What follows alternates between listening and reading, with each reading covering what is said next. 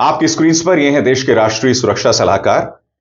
इनका 2014 का एक बयान वायरल हो रहा है और इस बयान में वो कथित तौर पर यह कह रहे हैं कि भाई आईएसआई यानी पाकिस्तानी जो गुप्तचर एजेंसी आईएसआई वो हिंदुओं को ज्यादा रिक्रूट करती है मुसलमानों के बनिस्बत।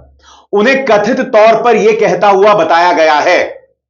दिलचस्प बात यह है दोस्तों, जैसे ही यह बयान वायरल होता है तो जैसा कि आप मनी कंट्रोल की इस खबर में देख सकते हैं, अंबानी के न्यूज चैनल की इस खबर में देख सकते हैं, ये दोनों एजेंसी सामने आती हैं और कहती हैं कि राष्ट्रीय सुरक्षा सलाहकार अजीत डोभाल ने कहा है कि ये एआई है, डीप फेक है।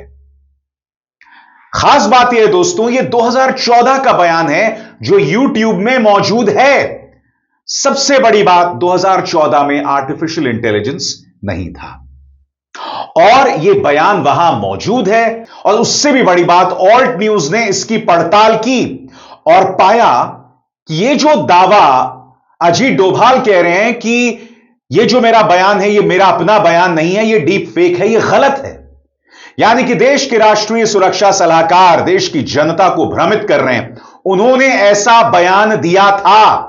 बाय द वे, क्या आप जानते हैं प्रधानमंत्री नरेंद्र मोदी इंडियन एक्सप्रेस के मंच पर पहुंचे और इन्होंने रामनाथ गोयनका मेमोरियल लेक्चर दिया। प्रधानमंत्री मंच पर पहुंचते हैं और कहते हैं कि हमारे आलोचक हमसे कहते हैं कि हम 24 घंटे चुनावी तेवर में रहते हैं, चुनावी मोड में रहते हैं। फिर वो आगे कहते हैं कि हम चुनावी मोड में नहीं, इमोशनल मोड में रहते हैं क्योंकि हमें जनता की परवाह है। मैं 2-3 चीजें कहना चाहता हूं।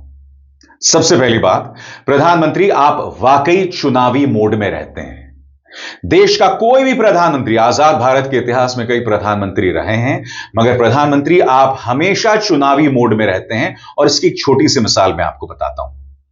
पहलगाम हमला हुआ था, आपने अपनी सऊदी अरब की यात्रा रद्द कर दी।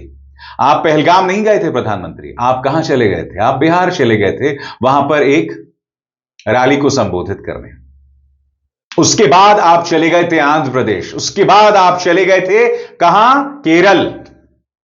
आप 24 घंटे चुनावी मोड में रहते हैं।